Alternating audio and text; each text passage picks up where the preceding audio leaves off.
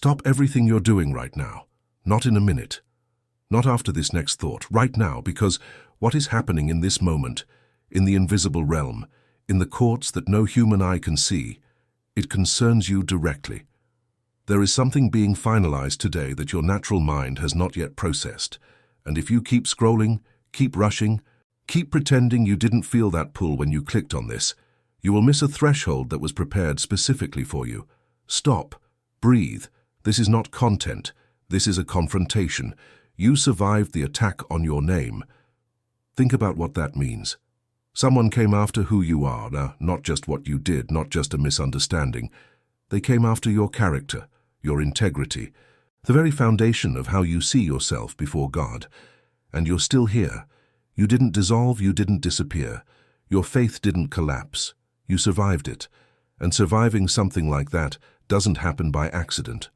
It doesn't happen because you were lucky, or because you were strong enough, or because the storm simply chose to spare you. You survived because there is a hand over your life that the enemy did not account for when he drew up his plan against you. Today, something was sealed in the heavenly court. Not tomorrow, not when you finally feel strong enough to deal with it. Today, the 6th of June, there is a proceeding that reached its conclusion in a realm where time works differently than it does here. A verdict was entered. A record was completed. What was done to you in darkness has been witnessed in light. And the judge who presided over that moment is not slow. He is not indifferent. He is not confused about what happened. Every word spoken against you, every door closed in your face, every reputation wound inflicted without cause, it has been heard. It is on record. And today the weight of what was sealed in that court is beginning to move in your direction. You didn't arrive here because of an algorithm. You arrived here because you were called here. There are millions of videos on this platform, millions of titles, and yet something in you clicked on this one, on this day, at this hour. That is not random. The chosen one doesn't stumble into divine appointments. They are led into them. You are here because the Lord needed to say something to you today that you have not been willing to say to yourself. And the first thing he needs you to hear is this: your silence was not weakness. Your restraint was not cowardice.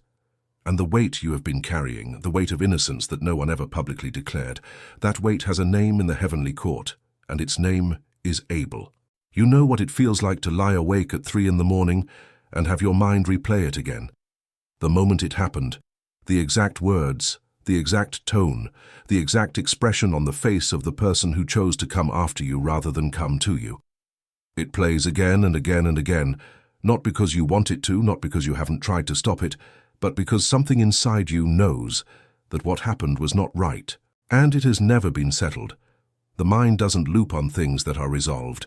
It loops on wounds that are still open, and this one has been open for months, maybe for years. There is a physical weight to this kind of injustice. If you have carried it, you know exactly what that means. It is not metaphorical, it sits in the chest. It changes how you breathe in certain rooms. It makes you scan before you speak, measuring words before they leave your mouth because you learned, at great cost, that words can be weaponized against you by people who pretend to love you. The body remembers what the mind is still trying to process, and some mornings you wake up and for about 3 seconds you've forgotten, and then it comes back and you feel the weight settle again, and you decide one more time to function, to show up, to be responsible, to keep going, because you chose silence. You made that decision, whether from wisdom, from exhaustion, from faith, or from the sober understanding that defending yourself to people who had already decided what they thought would cost you more than the accusation itself. You went quiet. And then something cruel happened. The silence that was your dignity was read by others as guilt. People who didn't know the full story filled in the blanks with whatever narrative was handed to them. And you stood there, innocent, holding your innocence alone, watching the version of you that others constructed become more real to some people than the actual you. And you couldn't do anything about it, because every move felt like it would make it worse.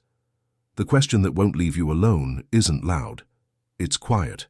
It shows up at the worst moments, in the middle of a conversation, in the middle of worship, sometimes in the middle of a prayer.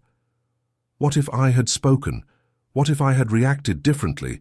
What if I had pushed back, presented the evidence, made them see?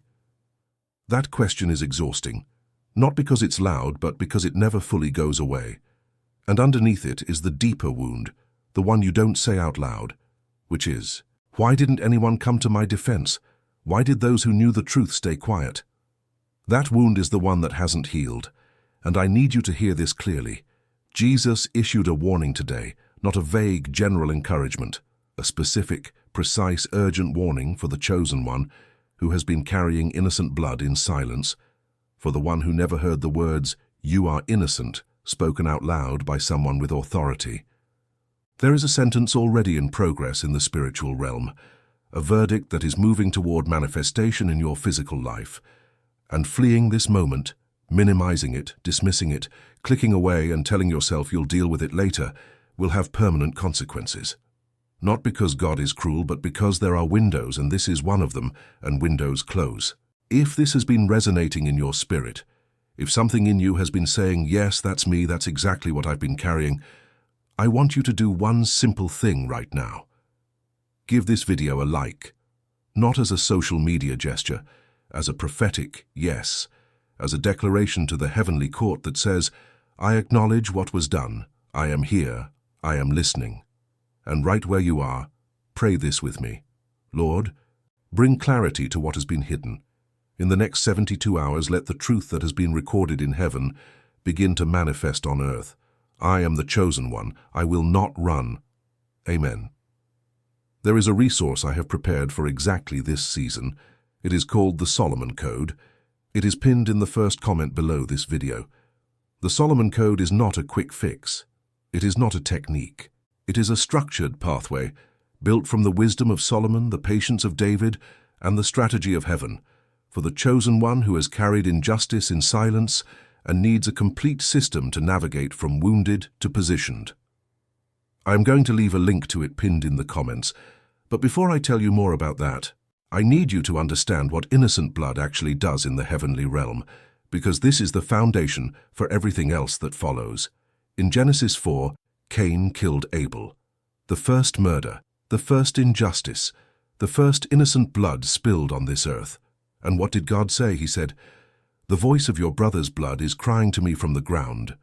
Not crying to other people, not crying to neighbors or witnesses, crying to God, directly from the ground, from the place where it was spilled. Innocent blood has a voice. It speaks. It does not need a defense attorney. It does not need a platform. It does not need someone to stand up and say, that was wrong. It cries out directly to the judge, and the judge hears it. But there is something even more stunning in Hebrews 12:24. The writer says that we have come to Jesus, the mediator of a new covenant, and to the sprinkled blood that speaks a better word than the blood of Abel. Abel's blood cried out for justice. The blood of the new covenant speaks something greater. It speaks mercy. It speaks vindication. It speaks restoration. Which means that if you are a chosen one standing under the covenant of Christ, your innocent blood, the innocence that was violated, the wound that was never publicly acknowledged, is not only recorded in heaven, it is covered by a blood that speaks on your behalf with greater authority than any accusation that has ever been made against you. You don't need to cry louder. You don't need to get angrier. You don't need to find the perfect words to make people understand. The blood already speaks. The court already has the record. And this is what silence as spiritual strategy actually means. When you stayed quiet, you were not passive. You were positioning. The enemy wanted a reaction. He needed you to lash out, to become bitter, to say something in anger that he could use against you. He wanted your mouth to disqualify what your innocence was doing in the courts of heaven. You gave him nothing. And the chosen one who gives the enemy nothing in the natural is the one whose case is being built most powerfully in the supernatural. Now I want to give you something practical for tonight, something you can do before you sleep. It is what I call the reverse tribunal technique, 4 steps drawn from Isaiah 54:17 and Psalm 37:5-7 that shift the posture of your soul from defendant to witness and from witness to recipient of the verdict. Step 1. Name the injustice as a recorded fact without anger. Sit somewhere quiet, close your eyes, and simply say out loud, in plain language, "What was done to me was wrong. It was unjust. I name it before the Lord. You are not ranting. You are not rehearsing. You are presenting a recorded fact to the judge. Keep your voice low and steady. Anger is not required. Clarity is. Step 2. Present your innocence as a witness before the judge. Say out loud, Lord, you saw what happened. You know the truth. My innocence is not hidden from you. I present it now as a witness, not as an argument, not as a demand, or as a witness. Let the blood of Abel's story remind you. It didn't need to argue, it just cried. Your innocence spoken before God carries the same weight. Step 3. Decree Isaiah 54:17 out loud as the final verdict. The text in the ESV reads, No weapon that is fashioned against you shall succeed, and you shall refute every tongue that rises against you in judgment. This is the heritage of the servants of the Lord, and their vindication from me, declares the Lord. Say that out loud. Say it slowly. Let every word land in your spirit. This is the heritage of the servants of the Lord, and their vindication from me, declares the Lord. Not from you, from him. The vindication belongs to the Lord, which means it is not your burden to carry to completion. Step 4. Release the cause and rest. Psalm 37, 5-7. In the ESV, commit your way to the Lord, trust in him, and he will act. He will bring forth your righteousness as the light, and your justice as the noonday. Be still before the Lord and wait patiently for him. The chosen one who has done the first 3 steps now has one final assignment: let go. Not because the fight is over, but because you have placed the file in the hands of the only judge who has never made a wrong ruling.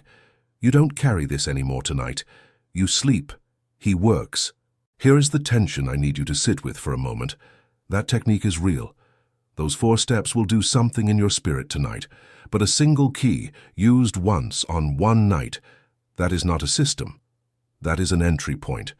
And what most chosen ones discover is that after the relief of the first real release, the patterns come back. The accusation loops come back. The 3 a.m. replays come back. Not because the technique failed, but because surviving long-term injustice is not a one-night work. It requires a house, not just a key. It requires a complete system that addresses how you think, how you speak, how you protect your inner world when the enemy comes back with a different strategy. You don't need more strength to endure. You need discernment to not run away. That is the thesis I want you to hold on to. Most of the chosen ones who lose the battle don't lose it because they were weak. They lose it because, in a moment of exhaustion, when the weight became unbearable and no breakthrough was visible, they made a decision to just get out. To leave the space where the confrontation was happening. To step back from the very place where the verdict was about to be released in their favor. And the tragedy is not that they fell. The tragedy is how close they were. Jesus issued this warning today not to frighten you, but to position you. The era of carrying your innocence alone is over. The heavenly court doesn't need you to build your case anymore. The blood has already spoken. What heaven needs now is a chosen one who will stand still long enough to receive what has been ruled in their favor. The Solomon Code exists for that. It is the structured system for what comes after the technique, the daily, practical, spiritually grounded pathway for the chosen one who refuses to run. It is pinned in the first comment below. 3 movements. Diagnose where the breaches are in your soul's defenses. Quiet the interior noise that keeps the accusation alive. And a daily Proverbs protocol that rebuilds the inner architecture of the one who has survived injustice. I know you might be thinking, I've tried things before and they haven't worked. I understand that objection is real. But I want to ask you to consider that what hasn't worked before may not have been the right system for your specific wound, and that this is why you are here today on this date at this moment. The chosen one doesn't find the right door by accident. They are led to it. The link is pinned. Go when you are ready. Before I let you go, I want to know where you are watching from today. Leave your city and your state in the comments. Not just as information, as a declaration. Let the heavenly court record the geography of the chosen ones who showed up today. And after your city, write this: I know who I am. 3 words, a decree, a line in the sand, because the enemy's greatest weapon against you is not accusation. It is confusion about identity. and the chosen one who knows who they are. Even on the hardest days, even when no one has publicly said the right thing about them, that chosen one is the one whose vindication cannot be delayed much longer. Leave your city, leave your decree, and share this video with one person who bled in silence. You know who that person is. You don't need to explain it to them. Just send it. Let the Lord explain. And if you are still here, if something made you stay through all of this, I want you to know there is no pressure. There is no urgency manufactured to make you act from fear. The Solomon Code will be there when you are ready. The pinned comment will be there tomorrow. The grace on your life will not expire because you needed an extra day to process. The Lord knows what it takes for the chosen one to trust again. He is patient. He has been patient, and He will not withdraw this window just because you reached for it slowly. Take your time, take a breath, but do not run. The era of running is over. May the wisdom from above be your foundation today. May your soul find rest. Until our next encounter.